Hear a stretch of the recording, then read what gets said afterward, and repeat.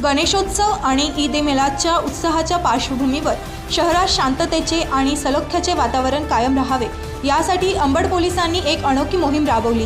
काल 31 ऑगस्ट रोजी शहरातून काढलेल्या रूट मार्चमध्ये पोलिसांनी केवळ आपलं कर्तव्य बजावलं नाही, तर नागरिकांशी थेट संवाद साधून विश्वासाची वीण अधिक घट्ट केली।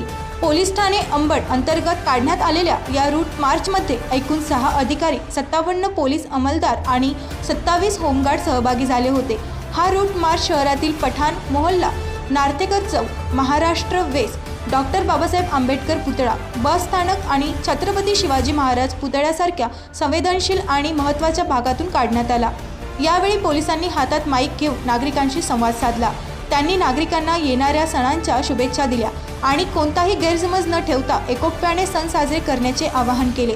तुमच्या सेवेसाठी आणि संरक्षणासाठी आम्ही 24 तास सज्ज आहोत असा विश्वास देत पोलिसांनी नागरिकांच्या चेहऱ्यावर स्मितहास्य फुलवले।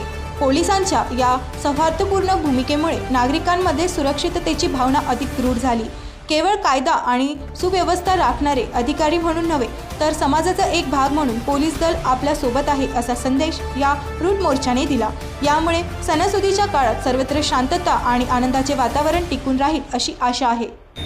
आजचा जो हा रूट मार्च होता, हा रूट मार्च आगामी गणेश उत्सव आणि ईद ए मिलाद आणि जे आगामी सण आहेत, या सणाच्या अनुषंगाने हा रूट मार्च अंबड पोलिसांच्या वतीने घेण्यात आलेला होता। मी अंबड शहरवासियांना तसेच अंबड तालुक्यातील सर्व जनतेला एकच आवाहन करून इच्छितो की जो आगामी सण उत्सव आहे, गणेश उत्सव आहे, ईद ए मिलाद आहे, हे सर्व सण उत्सव आनंदाने आणि उत्साहाने साजरे करावे। अंबड पोलीस आपल्या सुरक्षेसाठी कधीही सतर्क आहे आणि अंबड शहर सुरक्षित आहे। अंबड शहरातील सर्व नागरिकांना सर्व सण उत्सव आनंदाने साजरे करता यावे म्हणून आम्ही अंबड पोलीस सतर्क आहोत।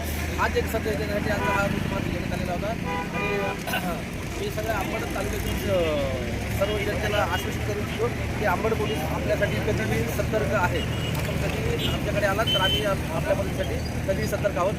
जय हिंद, जय महाराष्ट्र।